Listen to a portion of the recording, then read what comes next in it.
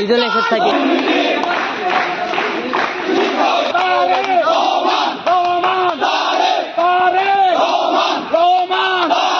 রাজশাহী বিশ্ববিদ্যালয় ছাত্র দলের আয়োজনে খুলনায় যুবদল নেতা এবং ঢাকার চকবাজারে যুবদলের কর্মীকে নির্মমভাবে নিহত করার প্রতিবাদে এবং চিহ্নিত সন্ত্রাসীদের গ্রেপ্তারের দাবিতে আজকে রাজশাহী বিশ্ববিদ্যালয় ছাত্র দলের বিক্ষোভ মিছিল এবং এই সংক্ষিপ্ত পথসভার উপস্থিত নেতৃবৃন্দ, আমার সামনে উপস্থিত রাজশাহী বিশ্ববিদ্যালয়ের মহান স্বাধীনতার চেতনাকে যারা বুকে ধারণ করে, যারা 24-এর গণঅভ্যুত্থানের চেতনাকে বুকে ধারণ করে, সেই সকল শিক্ষার্থী এবং সাংবাদিক বৃন্দ সহ সকলকে জানাই আমার প্রান্তীয় সংগঠন বাংলাদেশ জাতীয়তাবাদী ছাত্র দল রাজশাহী বিশ্ববিদ্যালয় শাখার পক্ষ থেকে সংগ্রামী সালাম।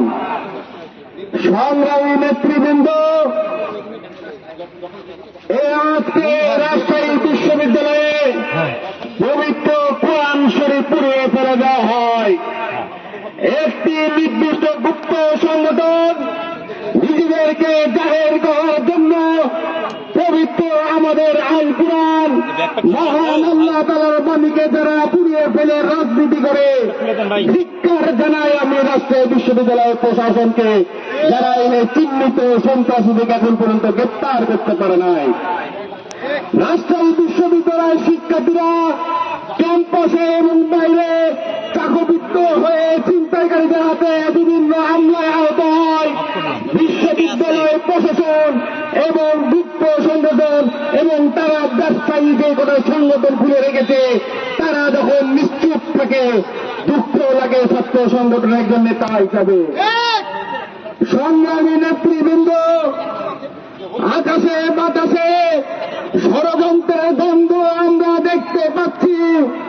একটি দলকে যখন গণহত্যাকারী হিসাবে আমরা বলি, একটি দলকে যখন আমরা রাজাকার হিসাবে যখন বলি, ছিটকে উঠে তাদের শরীরের রক্ত। আরে ভাই, আপনারা এত চেতন কেন? গণহত্যা কি আপনারা অস্বীকার করেন?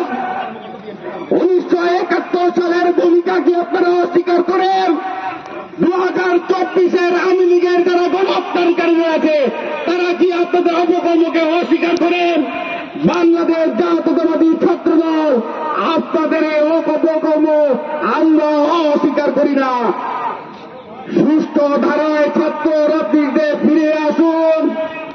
বিগত 4টি কৌতূহলকে আমরা দেখলাম, চাঁদপুরের ইমামকে কিভাবে নির্মমভাবে আহত করা হলো, খুলনাতে যুবদলের নেতাকে নামাজে যাওয়ার পথে কিভাবে নির্মমভাবে গুলি করে হত্যা করা হলো, পায়ের রোগ কেটে চিহ্ন দিয়ে গেল যে এই রোগ কাটার রাজনীতি কারা করে।